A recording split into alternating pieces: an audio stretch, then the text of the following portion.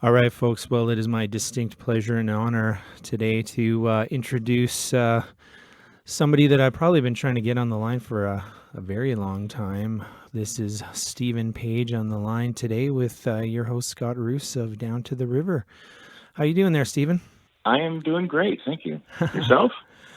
Well, now I'm sure you hear this all the time, but your time with the Barenaked Ladies. I mean, you guys first dropped on my radar when you released that very first "Lovers in a Dangerous Time" video in the early '90s, and I was hooked ever since. I really owe you guys a huge debt of gratitude for that.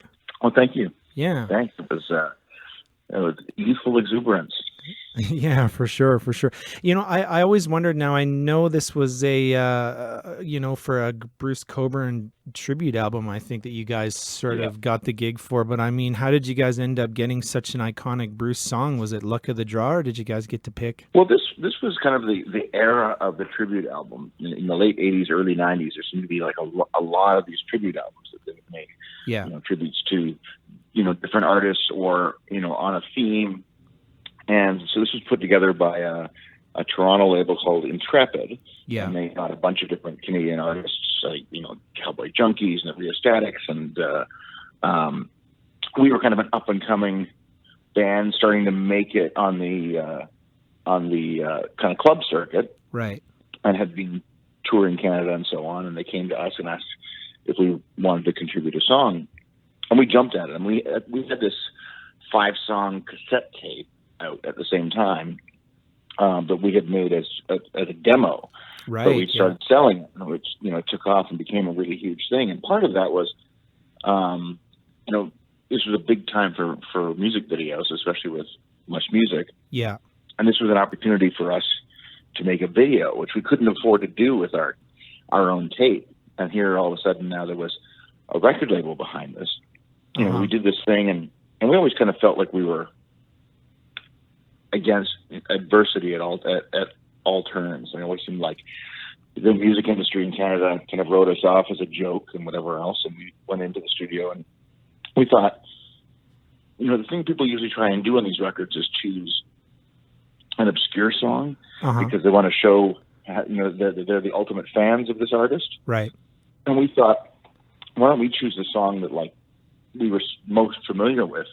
We became huge Bruce Cockburn fans in the process of researching this stuff. But we thought, this Lovers in a Dangerous Time in, the early to mid 80s was a big part of our growing up, watching that video and hearing the song on the radio. Yeah. And so we just decided, why don't we do that? And, we'll do it in our style, which was kind of a bluegrass influenced kind of folk rock style. And I remember being in the studio making that, and the people from the label were like, I think you should do it a little more, straightforward, a little more four on the floor drum beat. Yeah. And really what they wanted us to do was just do it the same way that Cockburn had done it. Yeah. And we pushed back because that's what you do when you're young and full of, I don't know, whether it's self-confidence or stupidity. And we did it, we did it our way. And I think they weren't very happy with it at first. Yeah. But then the decision was made that we were going to be the single from the record, and they make the video, and that really was what kind of got us going as far as the public eye in Canada. Yeah, of course. Well, you mentioned the the indie demo release, which most of us, unless we had direct connection to that tape, which I think was probably in that whole Ontario kind of area that you guys were traversing. I mean, most of us hadn't heard of the Barenaked Ladies. So really, I mean, Much Music was a key influencer back in those times. And I remember, the video, it really showed you guys off as these sort of wholesome, lovable blokes kind of with something to prove. And you were also making a pretty bold statement in the video from what I recall. Well, I guess, the thing for us was especially at that time, growing up, going to the downtown Toronto clubs to play, and we'd see all these other bands in their leather jackets and their kind of Joshua Tree era U2 kind of looks, and everything was very serious and had this kind of look often of kind of Americana. Yeah. And we were like, we're kids from the suburbs who, we're doing this show, and then I'm going to drive Tyler back to his place with his drum kit in my mom's Honda Accord, and then I'm going to go back to my parents' house and go to bed. Because like that was the reality of it. Yeah. And I think it really struck a chord with people. People in the audience were like, they saw the humor that we saw in it, but I think they liked the sense of honesty about it, and they identified with it. And so the video was an extension of that. It was, us touring around our home suburb of Scarborough in the back of a pickup, but with a sense of irony about it as well, showing certainly the kind of the sameness and the bleakness along with our own kind of romantic vision of it. Of course, yeah. Well, now I'm assuming you've heard from Bruce over the years about what his opinion is. I mean, I'm sure he would be extremely flattered to even have a tribute album, because I mean that's just the kind of guy he is. But I mean, do you remember what he words he had to say about your own take on it? Well, initially he didn't like it, which was a weird feeling to realize that he didn't like it. He had said some kind of offhandedly dismissive things about our version of the song early on. And then a few years later, we were playing a festival in Boston. He was on the same festival, and he left a note in our bus that apologized for what he had said and said, I totally had it wrong. And, I love what you guys do, and I love what you do with the song. And I think he was grateful for the extra, attention it brought back on him as well. Yeah. And since then, I've had the opportunity a couple times to play with him. Probably most notably was the post 9/11 concert that was broadcast on TV. He and I did Lovers Need This Time together, which was a huge thrill for me. And he is one of the greatest songwriters and guitarists and singers ever, and a really great guy. So it's it's all worked out very nicely. Yeah, for sure. Well, I mean, now here we are, 30 years later after, the Barenaked Ladies formed. Actually, I think it's probably over. It's probably 31 now. I mean, but I mean, here you are, you've got a, successful and critically acclaimed solo career, and you're getting ready to come to Prince Albert, PA, as we call it, after Christmas. I mean, now, I'm sure you also get this question all the time too, but I mean, when it comes to preparing for a theater show like the Rawlinson, I mean, I think you're bringing Craig and Kevin with you, right? That's right. Yeah. So I mean, when you do the trio shows in the theater, I mean, what kind of vibe are you trying to put forth? Like, how do you get ready for that, and what does the set look like? And I know you're a trained musician too, so I mean, the arrangements obviously need a bit of a different flavor. Am I right? Sure. But it's something we've developed over the years. As soon as I left Barenaked Ladies, one of the first people I called was Kevin Fox. Yeah. I met him years ago when he was playing with Sarah Harmer, and he was the first guy I thought of. So that right away, I had called him and asked him if he wanted to do a tour of like Canadian folk festivals with me. Yeah. That summer, so 2009, and so he and I've been playing together ever since. And then Craig Northey, who many people will know from his band The Odds, I've been close friends with him for almost 30 years, and when I left the band, he and I started writing songs together, and we also started doing some kind of duo shows around Canada. And about almost 4 years ago now, 2 albums ago, I was getting ready to put together a tour for that, and I thought, why don't I take these two duos that I love playing with and combine them and make a trio? So in 2016, the three of us did a residency at the Carlisle Hotel in New York City, a super fancy Upper East Side cabaret, and kind of built a show then. And we've been touring as this trio for 4 years ever since. So we're now a pretty well-oiled machine. The wonderful thing is you have 3 guys who are all songwriters, so all understand how to serve a song, and we're all singers. Yeah. So you get this kind of ease with vocal arrangements and stuff. And it's, a lot of it is about how to create the energy of a rock band, but with the space between the notes that creates intimacy in a theater type setting. Right. And, I think we've gotten there. I'm really happy with how these shows have turned out. Like, it feels like, when you think about a trio, I think that it might sound on paper a little bit, I don't know, staid, overly adult in a way. And I mean, it is adult. We're all grown men, but it's a lot of fun. It just feels very intimate. Of course. At the end of the day, and that's the nicest thing. Yeah, that's right. I mean, so one thing too, just in speaking with the Rawlinson staff a little bit is, of course, you're doing a bit of a meet and greet, and I think they mentioned to me just a few days ago that you sent them a personalized video. I mean, since leaving the Barenaked Ladies, is this sort of the personal touch that you've been using to sort of advance your solo career, or is this something that you've sort of been doing as an artist, your entire time in the spotlight, Stephen? Well, I think it's always part of what Barenaked Ladies would do back in the old days. I mean, whether it was, in the very early days of things like blogging and podcasts and stuff, we always did that kind of social media outreach. We would do questions and answers on our blog back in 2004, 2005, and that became kind of part of who we were. And in this day and age, I think with social media being the primary way you reach people now, as much as sometimes I kind of hate doing it, because I don't, it's just a place you become a target at every turn. But if it's a place to be able to let people know about what you're doing and let them know that it's not a cookie cutter show, that I take every town I visit, every venue I visit is an individual experience. I take that seriously. And then I care about what I do. I care about the audience coming and having a good time. Yeah. So I'm happy to do that. I feel like if it helps to create a connection with the audience, I'm all for it. Yeah. Well, I mean, now, of course, too, with the, quote unquote, collapse of the music industry, at least from a recording perspective, too, I would imagine that you have to kind of go the extra mile in this day and age, too, eh? Yeah, you do.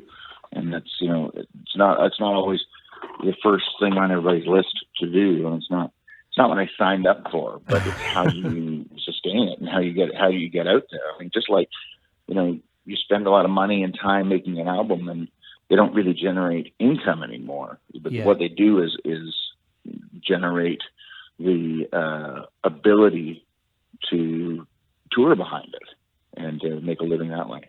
Yeah, that's true. Well, and of course now in 2018, Discipline, Heal Thyself Part 2 came out. And I mean, this is an edgy record, right? Like in an era where rock radio seems to be wanting to be, more and more increasingly safe. I mean, here you are taking risks and you're doing and saying what you want to do. And you sort of have the appearance and air of, carte blanche with the arrangements. I mean, these are interesting choices, Stephen, and I can really respect that. Well, thank you. I think you can choose either way. I mean, you can really try and chase algorithms and chase trends, and part of me feels like that is a younger person's game. I'm all for it, but I feel like there comes a time when you kind of have to dress your age in a way, and you don't want to end up looking like an old man with the backwards baseball cap and his pants around his butt. It's pretty. If I was trying to chase every beat and trend and whatever else out there in order to get streams or radio attention or whatever else, I think I'd be shooting myself in the foot. I don't know how good I'd be at it. So as much as I wish I was, on the radio charts in some way, at the end of the day, I do love the freedom that not having to care about that at all affords me. And I can go, I'm going to do a Latin song. I'm going to do a big band song. I'm going to do a techno pop song. I'm going to do a punk rock song, whatever it is, whatever fits, whatever setting fits the song is the one I'm going to go for. For sure. Well, one of the songs that I really enjoy on Discipline, Heal Thyself Part 2 is the track Where Do You Stand, which has got a nice little 6/8 kind of groove, almost kind of that 50s kind of vibe about it. But then, you're really, putting yourself out there. I mean, what's the intent of the song? I mean, I'm sure listening to it, maybe you can get the vibe of it. But, from your perspective, what are you writing about there? Well, that was a song that was actually written for a musical that I've written. I've written this musical called Here's What It Takes with the playwright Daniel McIver, and it's going to be at the Stratford Festival in Ontario opening in June. And that was a song for a character in the musical to sing, and the musical is about a band. And, specifically, it's a song, it takes place in the 80s, and it's a song that takes place against the backdrop of the AIDS crisis.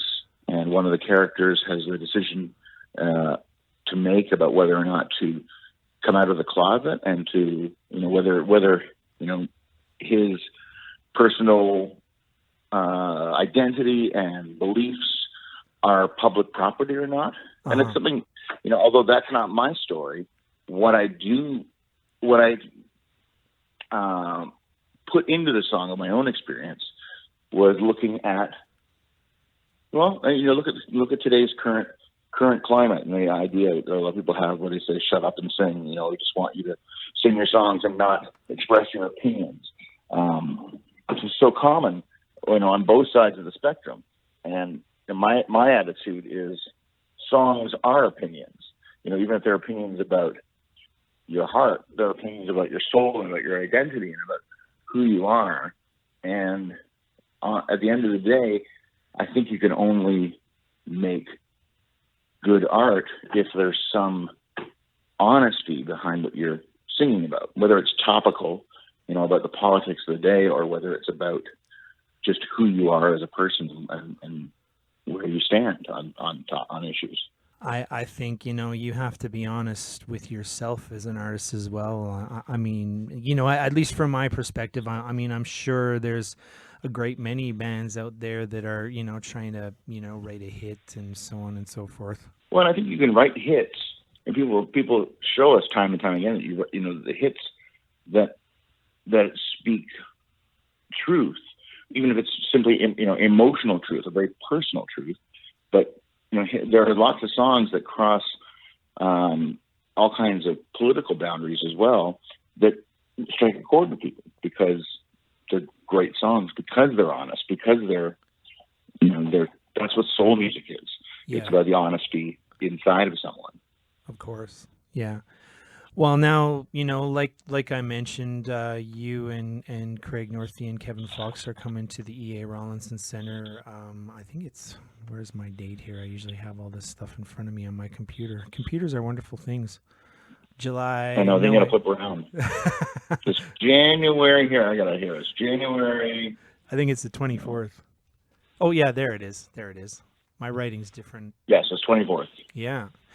So, set list wise now, of course, the Barenaked Ladies legacy is a large part of your work, even, 10 years removed. Are people going to hear a lot of the songs from your time with the band there as well? Like, what's the set list going to look like here?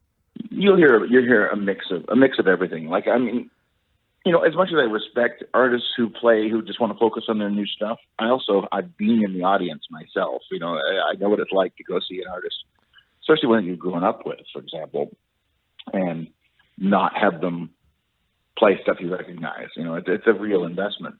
And for me, I love playing that stuff. So I play stuff like Brian Wilson or The Old Apartment or What a Good Boy or Jane, because, like, for me, it's just part of who I am. And so it's a great way to communicate that on stage. But the bigger thing is people in the audience. Those songs mean something to those people. Yeah. And, I feel like it's a gift to me that they come to the show and want to hear those songs. I don't take it as any kind of obligation at all. It's like, I'm so lucky to have people who want to come to hear those songs live. So of course I'm going to play them. Yeah. Well, and I wouldn't have expected anything less. One thing that I always wonder too, after, people leave an iconic group and they go off on their solo career. Here you are, you're forever being referred to as the former Barenaked Ladies vocalist. But this seems like like something that's a badge of honor to you, especially since you guys were inducted into the Canadian Music Hall of Fame in July of 2018. Yeah, for sure. I think, early on, I was never trying to play down the fact that I was in the Barenaked Ladies, because it's an important part of me. But, I think early on I might have thought, oh, I can go past that and I'll just be plain old Stephen Page, and that's the next chapter of my life. But I realized how big the Barenaked Ladies impact has been on many people's lives. And so, of course, the fact that like that's how I'm associated, it's something I'm really proud of. Yeah.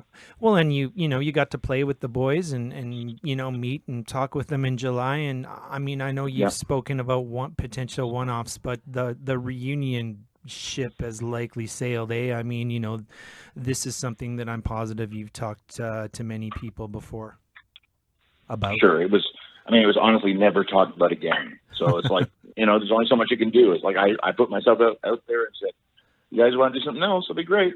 Yeah. And that was that. So, I guess that's not what they want. And, it's certainly not top of my list. I got a lot of, especially with this musical on the go and another record to make and the amount of touring I've done. Yeah. That's, I was never in negotiation for my old job back or anything like that. But there hasn't been any kind of opportunity for even a one-off at this point.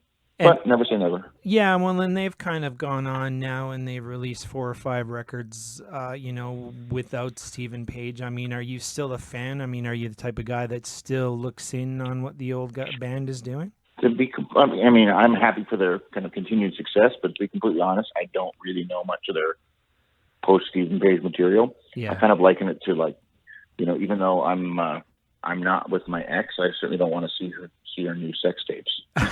You know what I mean? It's like, it's somebody I had a long time and intense relationship with, and that relationship's done. And so part of me is still like, I don't know if I need to go there. Yeah. Well, and from time to time, you got to get back together with the ex, just sort of for the sake of the kids. And of course, when you're in an iconic band like the Barenaked Ladies, the kids are the fans, and you've had your opportunities to shake hands at least. And we got to see you that one last time at the Junos. And I mean, I think that's fair. Like that's that at least we got that. And that was the greatest thing about that was being able to see everybody's, kids and see how they've grown up, because I hadn't seen them in years, and that's then right. For them to be able to kind of re-meet my kids, that was the best part of the whole thing. Yeah, for sure. Well, listen now, I was going to bring up this too, because I'm sure it's been on your heart and mind, but I mean, of course, now Spirit of the West, John Mann just passed away maybe a little over a month ago. I mean, was that, I'm sure given, the small kind of extended family that the Canadian music scene is, was that something that was kind of on your heart and mind? Were you able to connect with John's family? Yeah, it was, I was very close with John, and am close with his wife and his kids, and I was a fan before I met him. And I met him probably in '91 or '92. We played together, and it was the first time. And then we did shows together here and there. Yeah. And he was always a huge hero of mine. I certainly stole a lot from him. Like look at the video for Brian Wilson and me in the shorts and Doc Martens dancing like that is a total John Mann ripoff. Yeah. Even just the structure of that song is kind of Spirit of the West influenced. Right. And then he and I and Craig Northey all worked together on along with Andy Mays from the Skydiggers, who's another huge hero and influence of mine. We worked on a tour of Sgt. Pepper's with the Art of Time Ensemble. Oh, wow. About 5 or 6 years ago, which was really awesome to have him on that. But his death has just been a huge blow. Yeah. Miss him all the time. He was a great, a great songwriter, a great singer, a great performer, but beyond that, just a fantastic guy.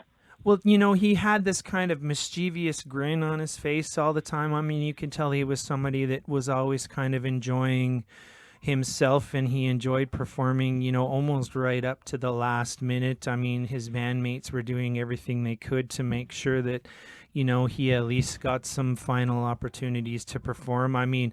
Is that how Stephen Page is going to go out? Like, are you going to go out on your shield? You know what I'm saying? I do know what you're saying. I certainly was inspired by John. He was like, I don't know. That was a lot of work. He worked his ass off in the last bunch of years. I watched, I got to perform with Spirit of the West at a few of those final shows. And, to watch John worked so hard to make it through that time. And then as his use of language and stuff just started to disappear, it just looked exhausting. I don't know if I would have that strength. I have great friends, I have great family, and I love to make music. But I don't know. I don't know where if I would have the strength to do what he did. Well, that speaks a lot to John's legacy. I mean, what's your go-to Spirit of the West jam? I mean, I'm sure many Canadians would say Home for a Rest, but what's Stephen Page's go-to, Spirit of the West song? Well, interesting thing I was thinking about Home for a Rest after he died, because I was thinking about how it's maybe not their best song, and it's kind of, in some ways, it's not. I like the stuff that has social consciousness to it and politics, and I started kind of trying to explain that away, and then I thought the guy wrote what has now become a Canadian cliche, and that doesn't happen very often. And as somebody who wrote another Canadian cliche, like If I Had $1 Million, I understand it. It's not my finest artistic achievement, but it might be my greatest social achievement in a way, or cultural achievement. Like, it's because it reached people and has something to do with people's lives away from mine. It has nothing to do with me. Yeah. And I think that's the thing with Home for a Rest. And I think, it is a pretty awesome legacy to have a song like that so many people know and have used for so many occasions. So, I mean, that's a pretty awesome choice of song. I mean, the song that I've always, whenever I've had the chance to sing the Spirit of the West, the song I always choose to do is Deep with Democracy. Yeah, that's a great tune.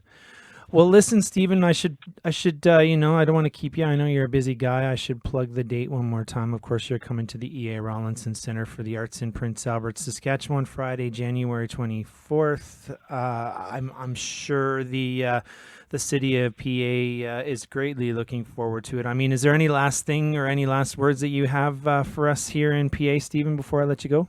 Well, I don't want to show my whole hand before the show, but I'm certainly looking forward to coming to PA. It's the only Saskatchewan show on this tour, too. Yeah. So, you're lucky, guys. I'd like to think you're lucky. Either way, I'm lucky to come. Right on. Well, that's a good note to end on, Stephen. I mean, it's certainly been a pleasure and an honor just chatting with you today about many different things, and I truly appreciate your time, Stephen. Thank you so much. It was my pleasure. Thanks a lot. Well, as we say here on the show, thanks for coming down to the river with me, man. It's been a blast. Thank you. Right on. Have a good day. All right. Take care. Bye-bye. Bye.